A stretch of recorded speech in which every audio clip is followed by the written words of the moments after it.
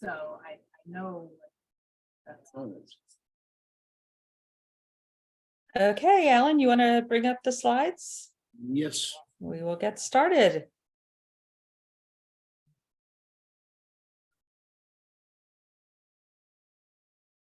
So thanks to those of you who could make this continued meeting from last week. We have a smaller group today, but we're really appreciative of those of you that are here. And I am Laura Harmon, the UDO project manager, and want to welcome you guys to our continued meeting. So we're going to just jump right on in. Again, we're going to just briefly go through the purpose of the UAC. And then today we're going to focus most of our time on the proposed text amendment for land clearing and inert debris landfills. So next slide.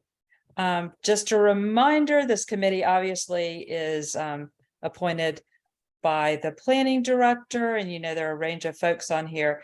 Most important thing is we consider this as a great sounding board on potential amendments to the UDO and an opportunity for you guys to provide feedback to the staff of the planning department.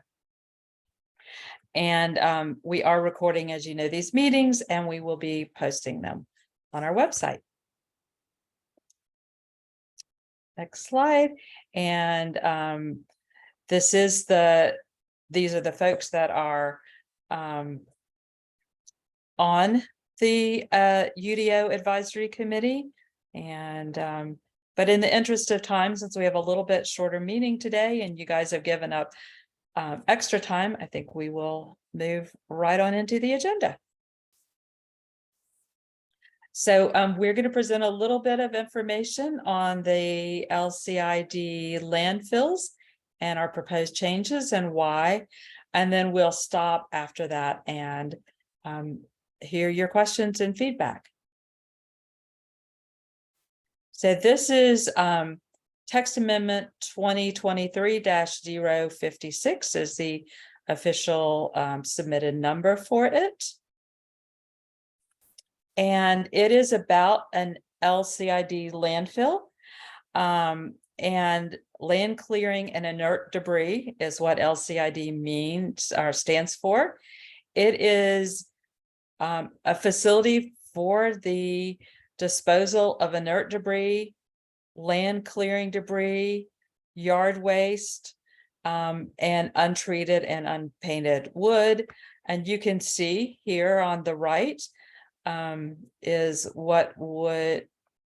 some of what would go into an LCID landfill. A little bit of an idea. This, while this is allowed in our current ordinance and in the UDO, it is something, as we've talked to our land development staff, that we are finding is rarely used these days in our community. Maybe that folks are taking this this type of landfill waste outside of the county in a lot of cases, not seeing a lot of it within our jurisdiction. So you may be wondering, why are we doing this? Why is this a kind of something that has risen to the top so quickly with the UDO? But there has been one of these proposed under our current regulations in the northwest part of our county within the city of Charlotte's zoning jurisdiction. And it has been, frankly, very controversial. There's been a lot of community concern about this type of use in a residential community. And currently these uses in the UDO, we pretty much followed what's in the current soon to be retired zoning ordinance in the UDO. And because of the concern that we've heard, that's both from community members and elected officials, we thought we really probably need to go back and rethink the standards for this use. So a little bit about what we think the text amendment will do, and then I'll explain to you guys what is in the text amendment. I'm sure many of you all have already read that, so if you'll just bear with me. But what we think this accomplishes, it allows the community to provide input on whether a location is appropriate for an LCID landfill. Our current UDO standards and our current ordinance do not do that. It limits the use to the most appropriate zoning district, we think, for this facility, and it strengthens the standards for better protection of the environment and the surrounding community. So that's what we think will be the benefits of this text amendment. And now we'll go into just quickly go through what is actually in the text amendment. So we are eliminating these landfills as a permitted use in all districts except manufacturing and logistics too. So this would be in the future the only place where this would be allowed. And again, we see this use very rarely. So we would not be, we don't think we need to allow this in a larger range of districts because of how rarely we are seeing it. We would be proposing that a conditional rezoning be required in addition to the prescribed conditions when someone wants to do this type of use, and that would allow the community to have a greater input on this use. As it is now, if you meet the standards, you can establish this use. That's the way it's written in the UDO. And while our current regulations say you have to have a community meeting, the community meeting is really not giving folks input into the process for approval. And that's very confusing to people to go to a community meeting to find out that there's a use that is effectively, if someone meets all the conditions, they can have that use. This allows people to go to the city council meeting and give their feedback to council, who would determine if this is an appropriate location for this proposed use. And then we have, again, modified the prescribed conditions for the landfills. And these are the prescribed conditions, the new prescribed conditions that we're proposing. Limitation of the time frame one of these can exist if it is within 300 feet of a property in a neighborhood 1 or neighborhood 2 place type.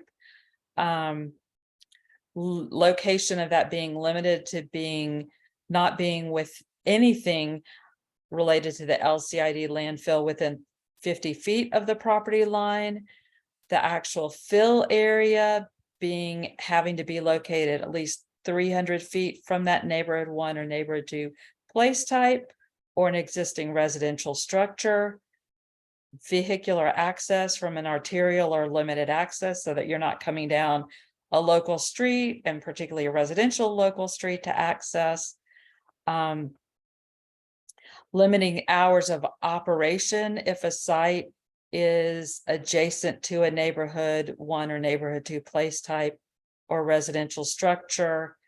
Adding a requirement for a liner and leachate collection system per North Carolina Department DEQ criteria for solid waste landfills, and also requiring they meet the North Carolina DEQ groundwater well and surface water requirements as well. So that is what we have as far as the prescribed conditions. I think our next slide, we just quickly go through the schedule of how this is moving forward.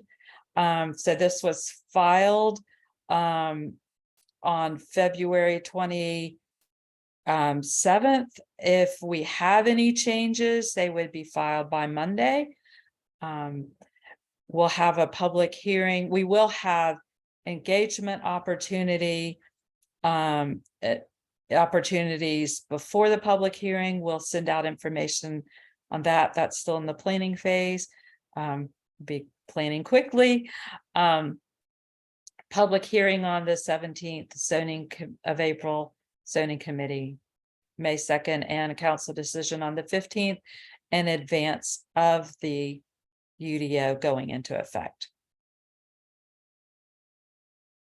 So I think at this point, and I know there may be some chat questions, I haven't been able to see those questions or comments. Maybe if someone could bring those up, and then we'd be glad to have additional discussion. Laura, this is Kevin. Firstly, I want to, as we enter our discussion, let everybody know, I know it was a struggle perhaps last week, but everybody should have permission today to unmute themselves. So we're hoping that that goes a little bit more smoothly for our discussion today. And we do have a question in the chat. And Eric, rather than lend you my voice, why don't you go ahead and come off chat and you can verbalize your question, sir. And then Roger, I see your hands up and we'll get to you. Can you hear me? Yes, sir. Okay, great.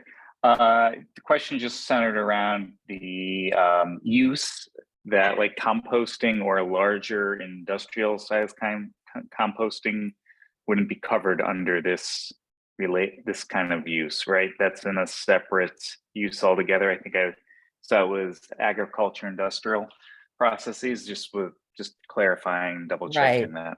That would not be covered by this. You're right. Okay. Thank you. Sure. Eric, thanks for that. Roger, go ahead, sir. Yeah, Alan, if you could pull up the prescribed conditions slide. I just wanted to understand the 300 foot. They seem to be, at first read, kind of canceling each other out.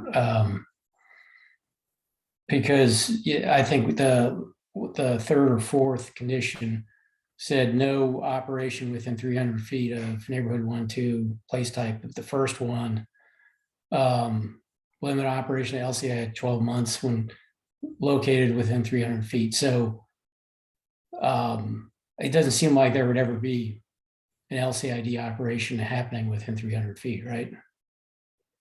The actual fill area could not be.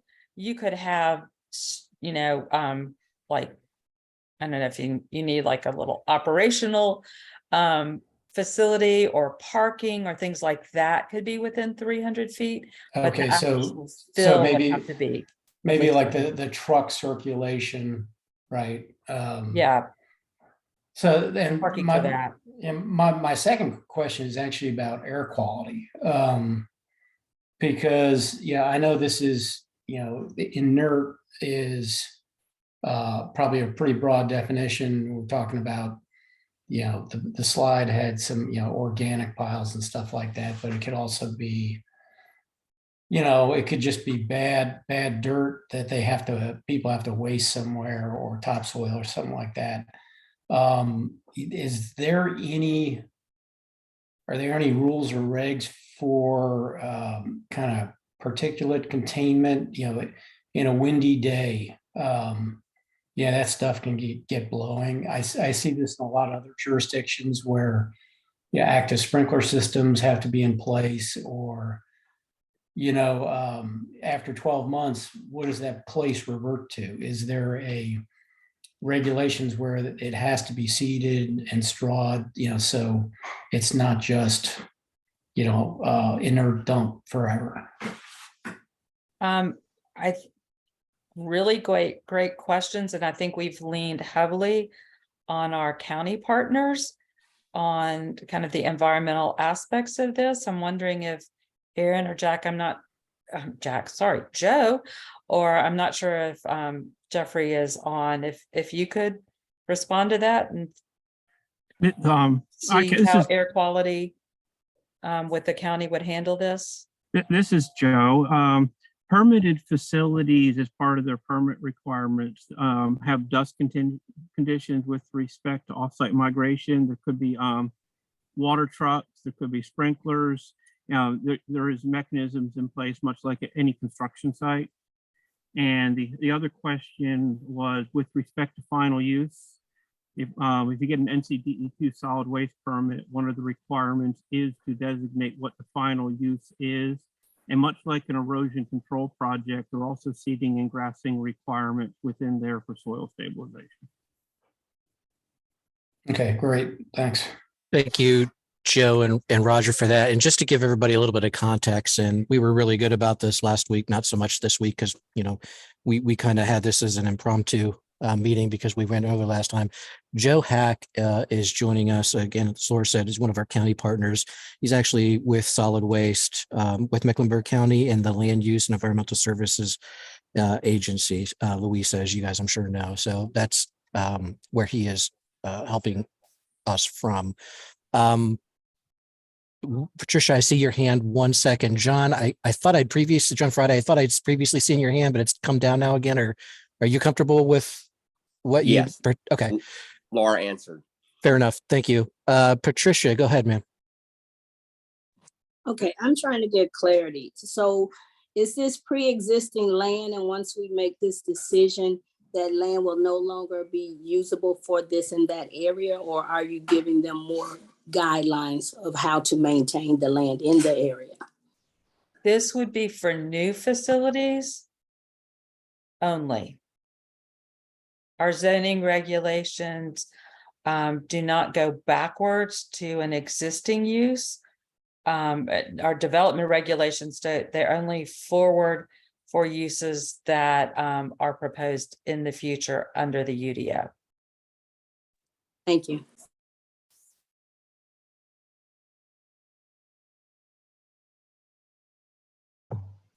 Hi, this is Andrea.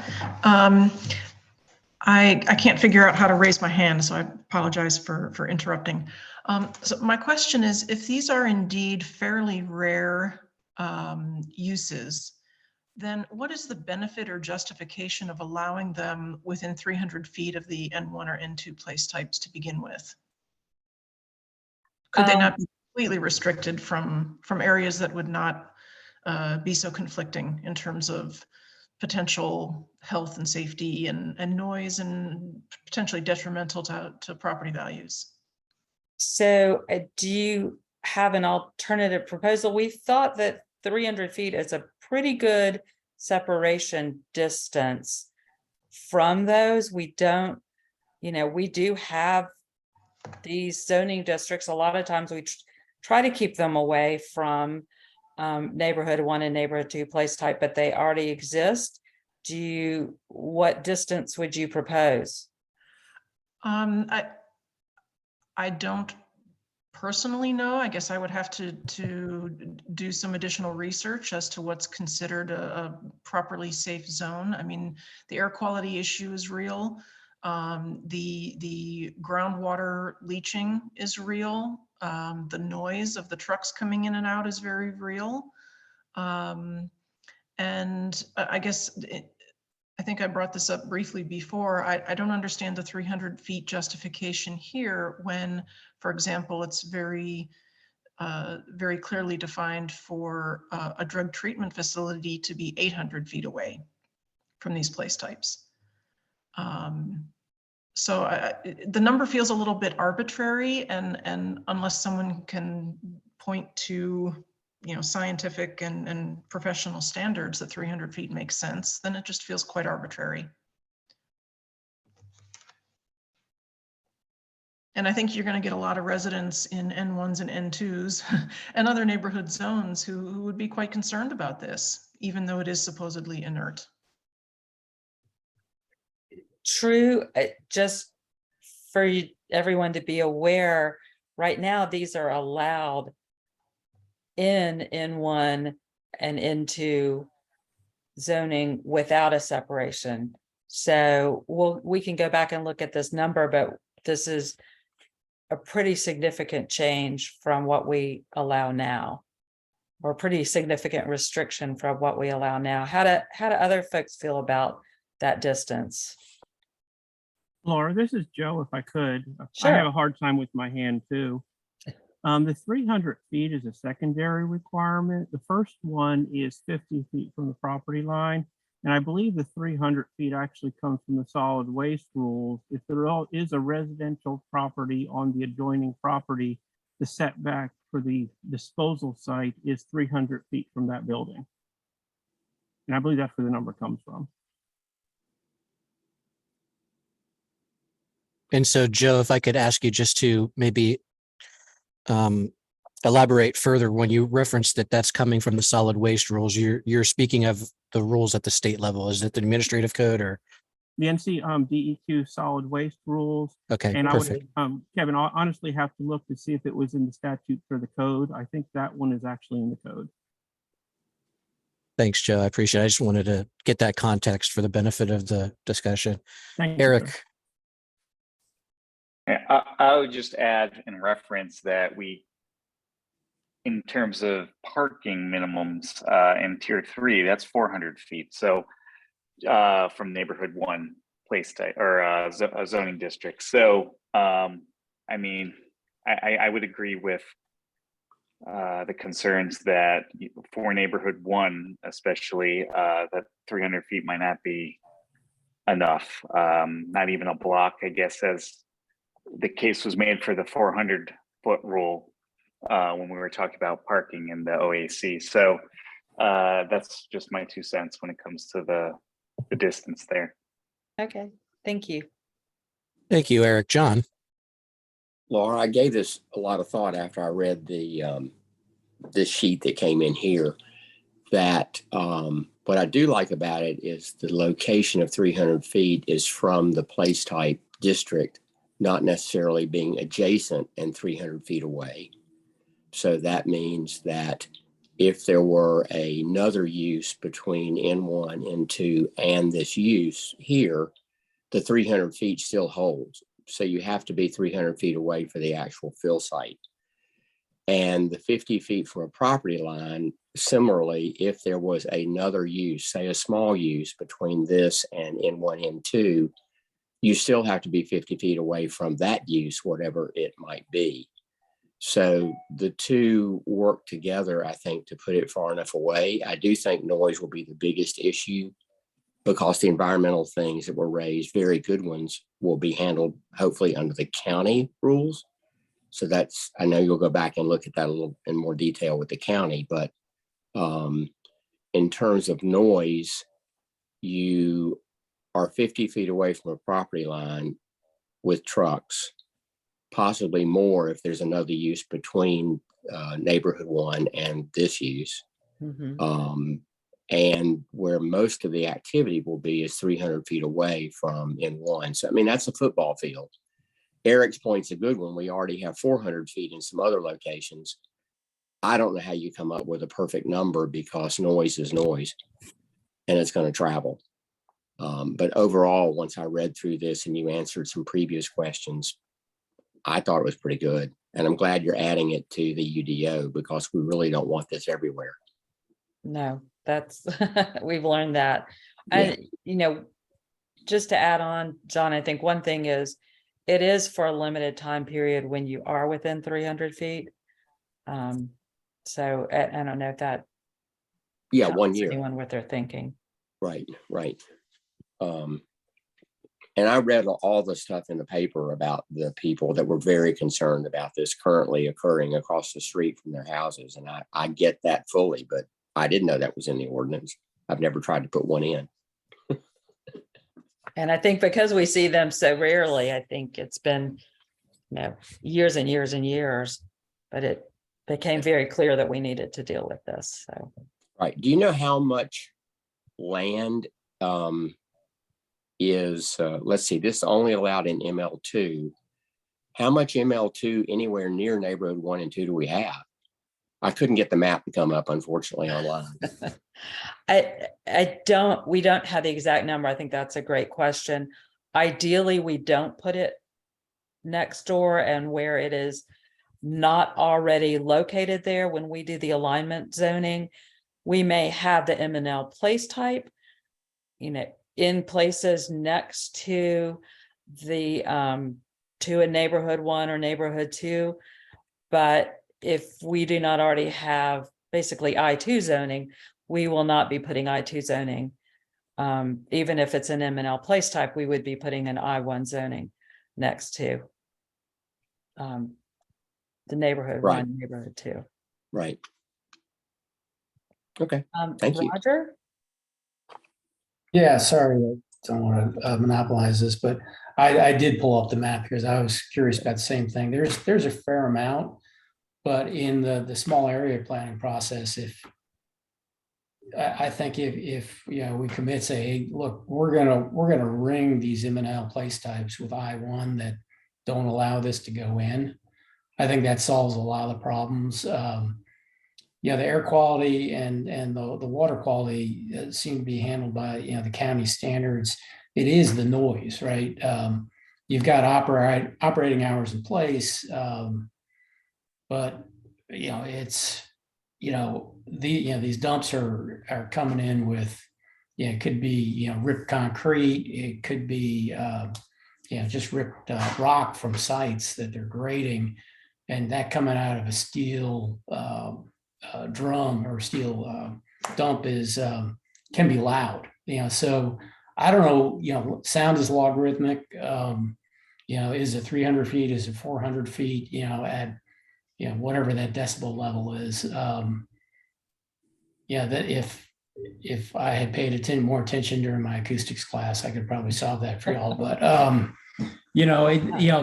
maybe it is 400 feet. But if we're saying, hey, on all these ML place types surrounded by N1, we're not going to let property of this type exist on the boundary. Because the other limiting factor here is the primary vehicular access. You're only going to be able to put these when it's located next to arterial or limited access street. And that's already got a high acoustic level, high volume level anyways, just from the traffic itself. Right. Thank you, Roger. Jeffrey, I see you've joined us. If you would, could you just, as I kind of set the context for Joe, could you just briefly introduce yourself and explain your role and the agency you're joining us from before your comments? Certainly, Kevin, glad to. I'm Jeff Smithberger. I'm the Director of Solid Waste for Mecklenburg County, and thanks for joining today. And I hate to ask a question, but in the number 7 that you guys have got up there, Kevin, it's really, I thought, a companion to number 6, where LCID landfills must be lined with a geomembrane liner system, meeting the criteria for municipal solid waste landfills. I'm just asking the question. I didn't see the municipal solid waste landfill requirement also followed in number 7, and wanted to just reiterate that number 7 is also those applicable groundwater well and surface water well requirements for municipal solid waste landfills.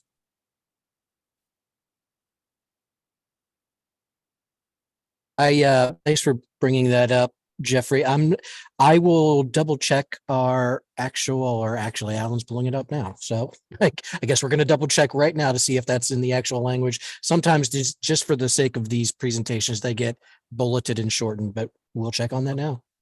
I get it and completely understand. And I figured I'd go ahead and ask while the gang was all together. Thank you. Yeah, Kevin, I think what you said is, I suspect what happened is that when I was creating the words on the slide, I may have just omitted that. So I am checking the actual text amendment, and I will report back on them. Yeah, I think if it's not there, we will make sure to add it. Thank you, Alan. Thank you, Jeff. John. Kevin, could you go back to the slide that has item 5? I am not driving, unfortunately. Alan, can you go back to slide 5? Alan, never mind. He's looking for something. So on item 5, I did have a note, and that says about the hours of operation if it's adjacent to neighborhood 1 or neighborhood 2. And so if you had ML2 adjacent to, I don't know, general business, and then 50 feet away was N1, there would be no limitation on hours of operation. Should you thinking maybe that should be tied to whatever that ultimate distance is that's currently 300? Yes, somehow, some relationship of if you're within 300 feet, you're limited And if you're more than 300 feet, then this is out a long way from anything, relatively. But yes.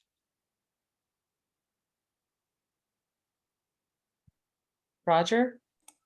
All right, last one, I promise. I'm looking at the map and I see, lots of ML place types for west and north of the city. The south and the east doesn't have a lot.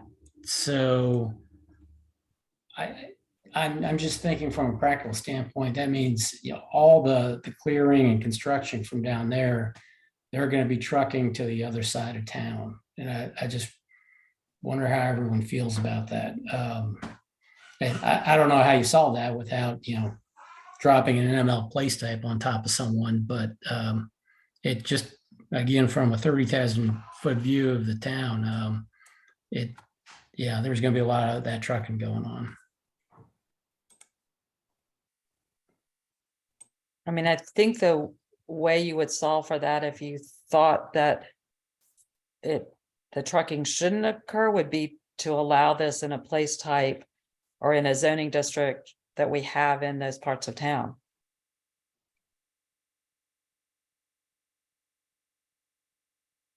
Or, or I think think most of this is going out of county at this point in time, just because of cost of land.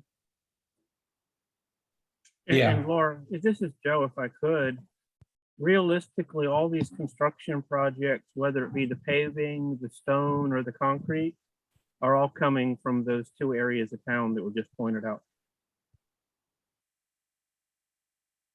Yeah, I guess that's true.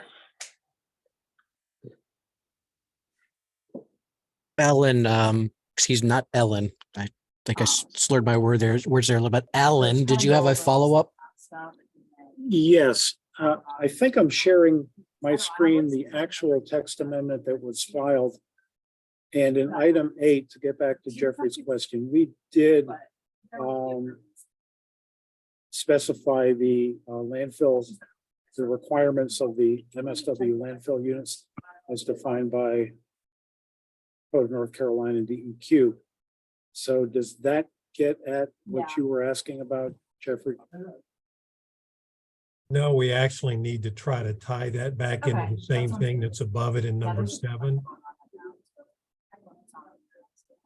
Can you send, because I think we tried to capture the wording y'all had sent us. This is a little awkward. So can you all send us maybe by tomorrow morning the wording you'd like for that item? Absolutely, positively. It would just be adding equal to or exceeding the criteria for municipal solid waste landfill units. Okay, that's all we need. Okay. So it's just exactly what's in that one. I apologize, Laura, if it got left off the one that we sent, but I just picked up on the fact that it needed to be there too. Okay, yeah, we can do that. It just defines what that criteria is for those listening in. If you don't specify it to something particular, it leaves it ambiguous. And so this just ties it back down to what that would be tied to. So thank you.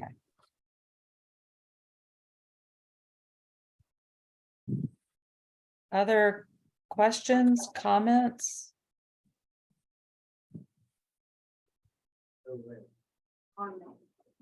So I think where we are, and I'm sorry to ask you to, I think I can cover this, is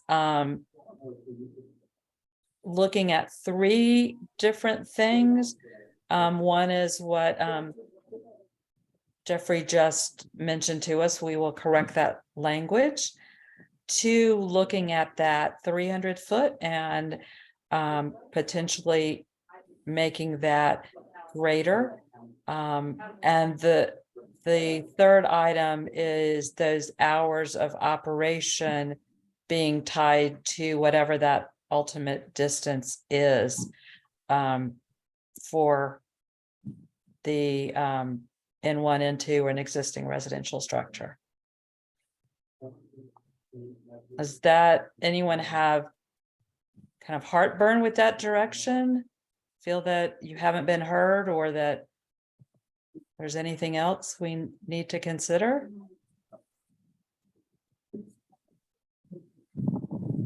This is Andrea. I just want to say thanks again for clarifying and for giving that some consideration.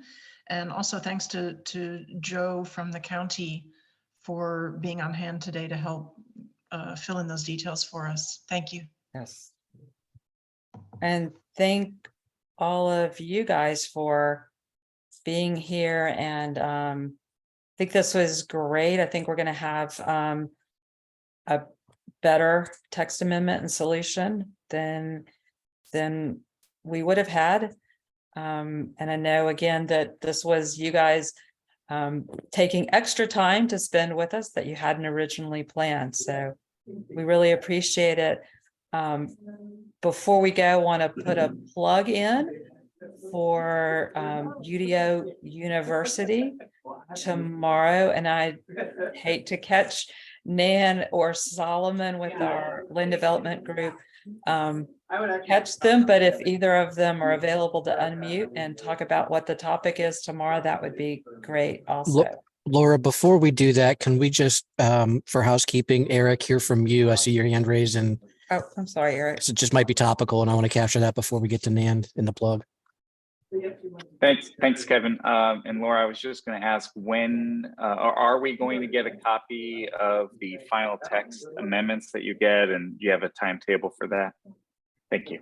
Yes, we will be making adjustments and amending our application on Monday. We should be able to get the updated version out to you. We may need a little bit of explanation Tuesday, Wednesday at the latest of next week, so that you will have that in hand. Now, Nan. It's the Nan and Solomon show. Yeah, No, absolutely. no worries. Welcome. I'm Nan Peterson. I'm with the Charlotte Development Center with planning and the land development team.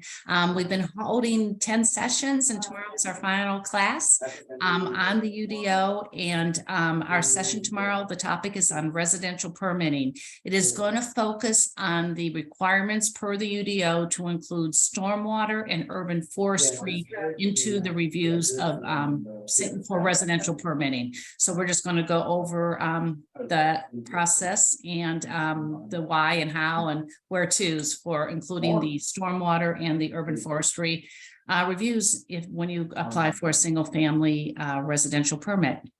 Solomon, anything else you need to add? Oh, there you are. Right. Nothing else that I needed to add. You said it all, Nan. Thank you. Thank you. Thank you. Thanks, Laura. Guys, for all the work you put in. And if you haven't had a chance, those are all the previous sessions are recorded. It's great information if you want to learn more about the UDO in some areas. Where we go from here is, again, we will, if you're interested in listening in on the virtual sessions we'll be having as soon as those are scheduled on these text amendments, we will let you guys know.